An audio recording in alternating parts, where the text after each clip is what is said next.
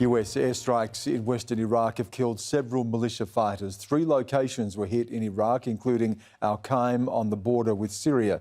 The target was a Shia militia group called Kataib Hezbollah, which isn't to be confused with Hezbollah in Lebanon.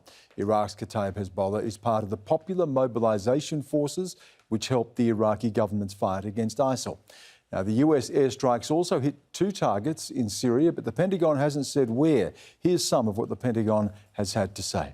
In response to repeated Kataib Hezbollah attacks on Iraqi bases that host Operation Inherent Resolve coalition forces, US forces have conducted precision defensive strikes against 5 Kataib Hezbollah facilities in Iraq and Syria. And that will degrade KH's ability to conduct future attacks against coalition forces. Let's go live now to Al Jazeera's Symona Foltyn in Baghdad. And can you tell us the latest of what you're hearing about these strikes? Well, the Pentagon has, for the first time, confirmed that it has hit targets of the Popular Mobilization Forces in Iraq. Now, this is quite a significant development. The Popular Mobilization Forces have, in the past, accused the U.S. of striking its positions, but this was never confirmed.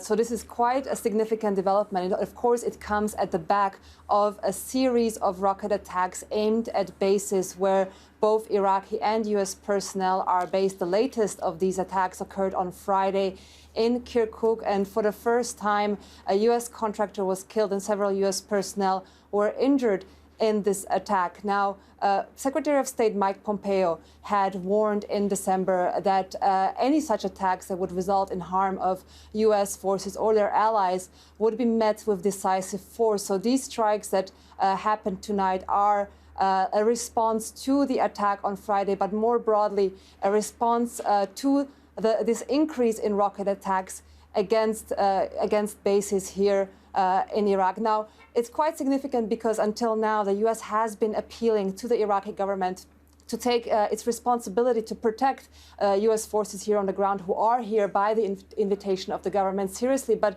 there seems to be some sort of disillusionment with the government for not doing enough to really protect these bases, but also to not really doing enough to rein in these groups under the Popular Mobilization Forces, which are officially at least integrated into the armed forces. Of course, there have also been promises of many investigations, but very few of them, actually none of them, have really attributed responsibility. So it seems that the U.S. has decided to take matters into its own hands. This is quite a drastic development because until now, the U.S. has tried to rather keep a low profile because there is a lot of opposition to U.S. military presence here in Iraq, especially by these groups. And let's remember that the PMF has many groups that also hold seats in parliament, and there have been efforts to actually launch bills to try to expel U.S. forces. So it remains to be seen what reaction there will be to this strike by U.S. forces, both in parliament but also on the ground.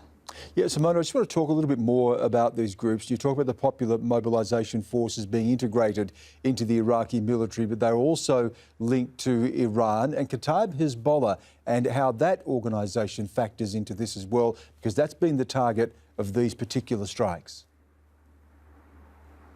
Well, the Popular Mobilization Forces include dozens of different groups, and there have been several efforts by the current administration as well as previous administrations in Iraq to formally integrate them. Now, to what extent that is actually happening on the ground is a big question. There are several groups that are their answer to the Iraqi Prime Minister as the Commander-in-Chief, but then there are some groups which are often referred to as rogue elements who are said to be answering to Tehran rather than to Baghdad. And Kataib Hezbollah is one of these groups, and it is one of the groups that U.S. officials said was responsible for at least one of these attacks that we have seen on U.S. bases. So the big question here is, how will the Iraqi government react? There are U.S. airstrikes happening on its own soil against groups that are supposedly integrated into the armed forces. So we have to wait and see how the government will react to this, whether it will take its own measures to try to stabilize the situation.